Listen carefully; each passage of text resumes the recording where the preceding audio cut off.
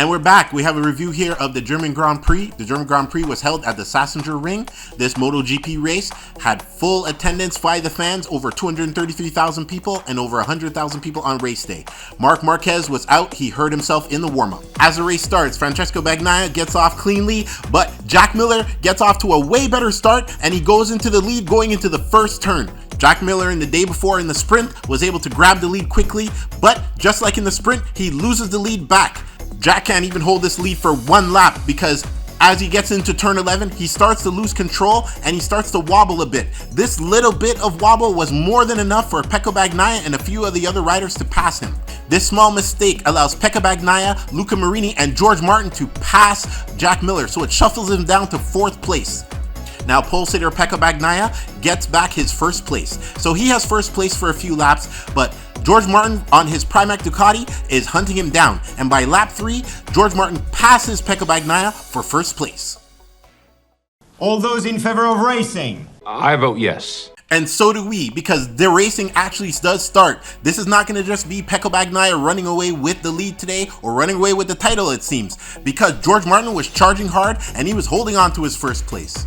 Jack Miller this early in the race was already down to 6th place. Maverick Vinales was out of the race by lap 9. He had to retire with a mechanical issue. Another great battle earlier in the race, Luca Marini and Brad Binder were battling for 3rd and 4th place. And Brad Binder on his KTM eventually was able to take advantage and pass Luca Marini and grab that 3rd place. The KTMs definitely had the power this race weekend. Both Brad Binder and Jack Miller were doing well, just Jack Miller needs to manage his tires a little better. And at the midway point in the race, top 5 were Jorge Martin, Francesco Bagnaia, Brad Binder, Johann Zarco, and Luca Marini.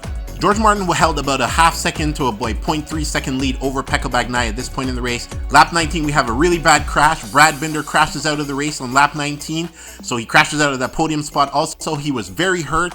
He didn't want to look at the bike. He just was trying to get himself to the medical center to get checked out. Something you could also check out is more videos on the channel, so please like and subscribe. We're trying to get the subscribers up. Please like and subscribe. Pecco Bagnaia has been in 2nd place since lap 3, but on lap 21, he's able to grab first place back from Jorge Martin, and he holds on to that for a few laps, but Jorge Martin is really determined, and his Pramac Ducati, which is basically the same bike as his Ducati, and he's able to eventually get his first place position back on lap 24. It was a really back and forth battle for the last 10 laps between these two.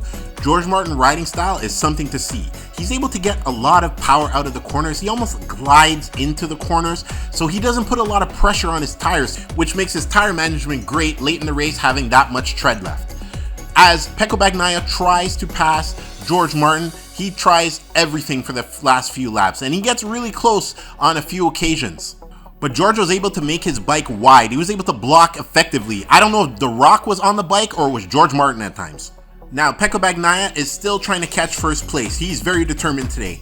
And to the point where he makes contact with Jorge Martin's bike, it doesn't actually do anything to Jorge Martin. It actually ruins Pecco's race because for the final lap, he's not able to recover. And even going down to the finish, he tries on the final corner. Look how close it was. But Jorge Martin's able to win this race, and this is a win for him and his Pramac Ducati team. Look at the excitement and joy for him and the team. This has been a long time coming. They did well yesterday in the sprint race, and Jorge Martin's been on podiums many times this year.